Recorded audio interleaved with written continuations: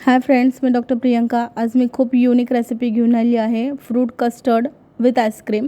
त्याच्यासाठी मी एका पॅनमध्ये 2 मोठे कप दूध घेतली आहे, ते बॉईलसाठी ठेवलेलं आहे.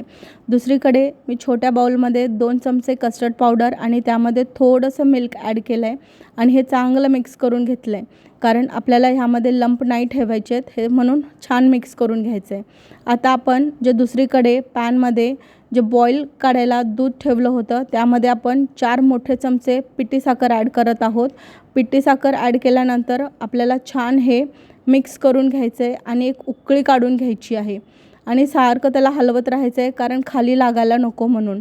आता ह्यामध्ये मी प्रीमिक्स केलेलं कस्टर्ड पावडर विथ मिल्क ते ॲड करून घेणार आहे आणि ते चांगलं मिक्स करून घेणार आहे. आता तुम्ही बघू शकता, हे आपलं प्रीमिक्स आपण ॲड केलं आहे आणि हे कलर ह्याचा चेंज होतो आहे आणि हे चांगलं मिक्स करून घ्यायचं आहे. जसं जसं हे चांगलं मिक्स होईल तसं तसा ह्याचा कलर चेंज होईल. आता तुम्ही बघू शकता, ह्याचा चांगला रिच कलर आलेला आहे आणि खूप छान दिसत आहे आणि ह्याचा स्मेलसुद्धा छान येत आहे. आता ह्याला एक मी बॉईल काढलेला आहे आणि थंड करून घेतलेला आहे. आता तुम्ही बघू शकता, याची थिकनेस पण वाढलेली आहे.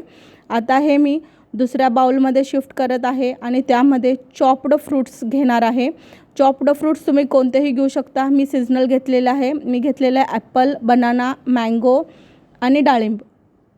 आता त्यामध्ये मी ॲड करणार आहे ड्रायफ्रूट्सला तुम्ही रिप्लेसमेंट दुसरं तुम्ही चेरीज, टुटी फ्रुटीज, चोको चिप्स काहीसुद्धा ॲड करू शकता. त्याच्याने त्याचा रिचनेस वाढेल आणि लुकसुद्धा वाढेल. अशा प्रकारे आपलं फ्रूट कस्टर्ड रेडी झालेलं आहे. आता हे आपल्याला फ्रूट कस्टर्ड आहे ना, छान चिल्ड करून घ्यायचं आहे फ्रीजमध्ये ठेवून आणि ते आईस्क्रीमसोबत सर्व करून घ्यायचं आहे.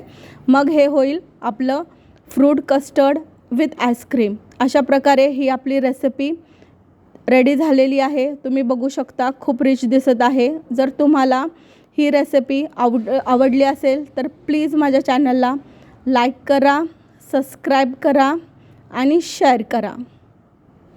थँक्यू.